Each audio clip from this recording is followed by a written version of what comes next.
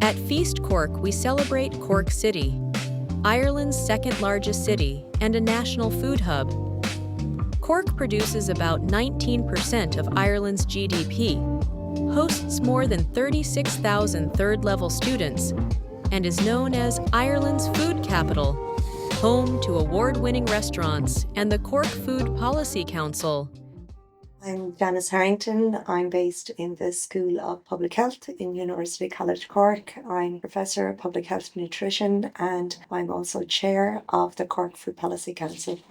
I'm Denise Cahill. I'm Healthy Cities Coordinator for the City of Cork. Cork is a WHO Healthy City since 2012, and I am one of the founding members of the Cork Food Policy Council. I'm Sandrine Bertin. I work for the Food Council. I'm based in the City Council, in Cork City Council. I am Food Policy Development Officer there and Feast Coordinator. My name is Maria Young and I work for Green Spaces for Health. I'm the coordinator. We're a project of Cork Healthy Cities. Monday was great in terms of we've spent 10 years now, is it 10 or 11 years with the Food Policy Council, establishing our credibility, doing initiatives, doing action. But I think we've always wanted the policy side of things, needed it, because, action, as you say, Janice, on its own is just siloed work. So we've been really fortunate, really, in terms of Feast coming on board and allowing us to really get resourced to get this work pulled into policy. And I think the people that came along are the people we've worked with for years. And it's kind of like the fruition, isn't it, of the work that we've been doing for years. For me, it was really great to be able to bring the growers into the conversation. And I know they were very grateful, and you could feel that talking to them, that they were happy to be able to bring their ideas and know that they would be taken on board, because often you talk and then nothing happens. And that was their feeling at the beginning. But once we had the reassurance that this was a strong process, and I think this week was all about giving back to them, and I think they were very appreciative of it. I think this year has been a great opportunity to create a network of people who can own the process just almost as much as us. So we're not walking alone now from here.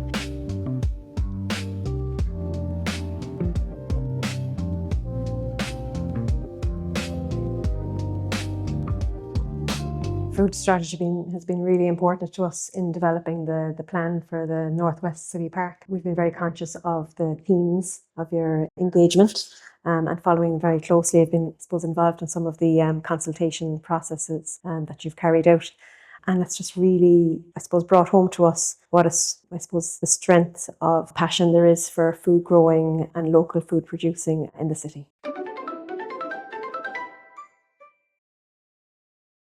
We would like to think so. Because I'm working on the Northwest City Park, I suppose that is something that has come up through our public consultation. We've had multiple workshops with people ourselves, and I suppose members of the Cork Food Policy Council Strategy Group have attended those as well. But there's been a very strong ask for space in particular, for growing spaces. Maybe it's for seed saving, for food producing, for market gardening, maybe more personal allotments, but there's a huge ask out there for that. So it is something we'd like to think we could accommodate within the Northwest Cities Park space.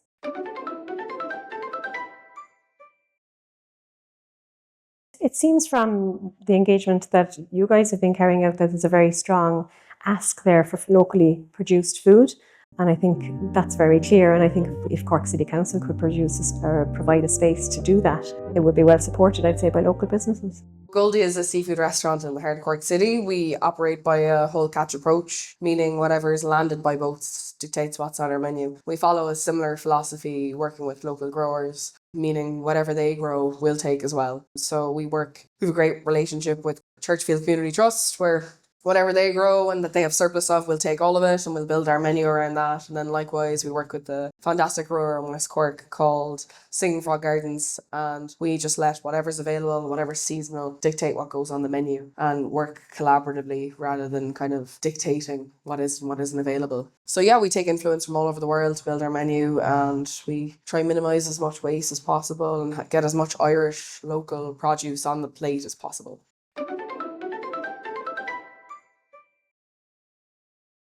I would love to see more small to medium-sized gardens, growing areas and allotments, whether it's for access for the domestic market or for restaurants. We need to start producing more food for our county, for our city, for our country. Any small addition of land is really going to help that.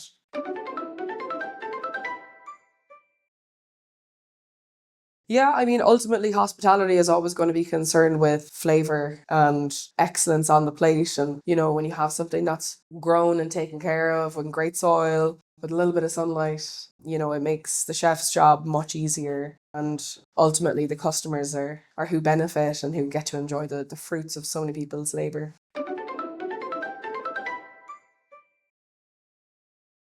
It's encouraging for me. I think it's encouraging for everybody because we all care about the future of food and we need more food security. To have a lot of people in one room, growers, retailers, restaurateurs, food writers, policy makers, it's encouraging and it's necessary, and I think we need to strengthen that network and encourage more people into it for collaboration, just to be able to help everybody out. It's for the betterment of all of us. I own a market garden in just outside of my county, Cork. There's a half-acre market garden, organic, growing a wide array of crops.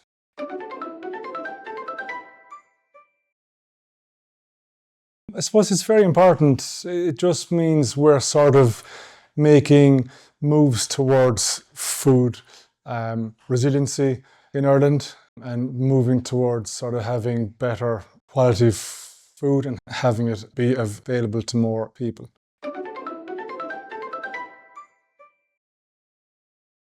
I do see a lot of good actions that can come from this. I think a lot of it will work around education. I kind of feel in Ireland we're missing our sort of real good food and seeing the need for it. So I think a lot of getting people educated around good food and how to actually grow your own food and how important it is and how to growing food as part of a large community, that to me seems vital.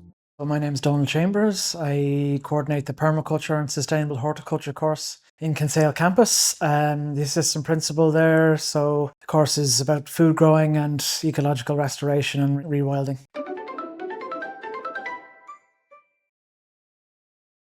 Yeah, so obviously about relocalising food production and starting to get people to grow food outside of towns, you know. So since we've started a community garden in Kinsale. We got the funding from the last government. 2 of the students have been employed over the last year to run that, and one of the students is continuing on till November, and lots of people have started to engage in food production in Kinsale now. Dan Robinson. I'm representing an organisation called Incredible Edible in the UK. I've come here today to Cork to find out about the Cork Food Policy and see how the consultations have gone and how that's going to be enacted.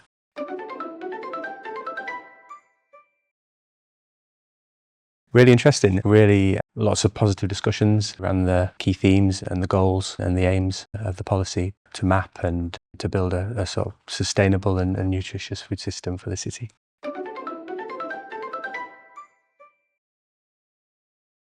Yeah, good question. I think certainly a lot of the work that we've done at a city level with Incredible Edible in Leeds, where I've come from, there's a lot of overlap. The Leeds food strategy was launched a few years ago, and I think there's things that I've seen here today in Cork I feel that strategy could benefit from, and I think that's something that, you know, could take back and look at when the strategy is refreshed to embedding that. Just kind of things around making sure that the full sort of end-to-end strategies is taken into account, you know, working with the likes of hospitality and places like that.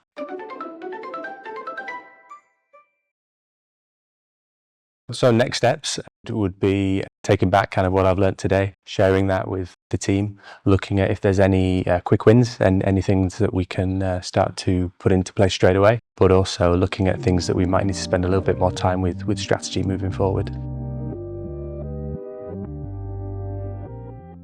you know, all of the groundwork that has been done since the start of the Food Policy Council, that if all of that hadn't been done, we wouldn't be in the position we are now to actually have the strategy. And even when we went out to speak with people, we didn't use a one size fits all. We adapted our methods or adapted the way we worked with the different groups, whether it was one-on-one or whether it was with the Play Standard tool, or, you know, workshops or group work. So I think that and all of that kind of really brings an originality, and then it's very genuine. Do you know what else we did that I think was very beneficial from that perspective is the test site. Like we actually went through together a process of trying it, because we were talking about the barriers for years, but we never tried it, and then we came up across the barriers and we experienced it. Wouldn't it be fair to say that, like, the fact that it was so challenging and it was such a difficult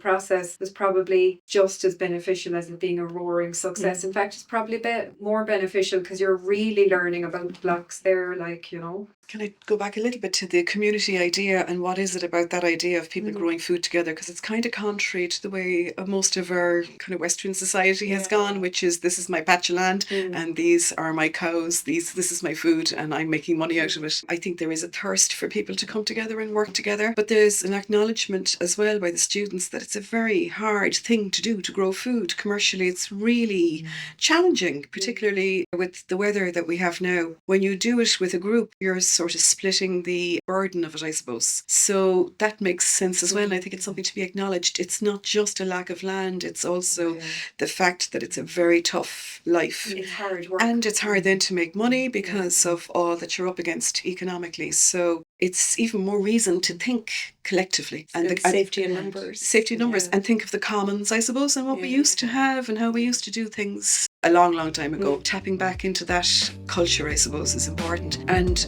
people are suffering from loneliness and isolationism. What better way than bringing people together than through food?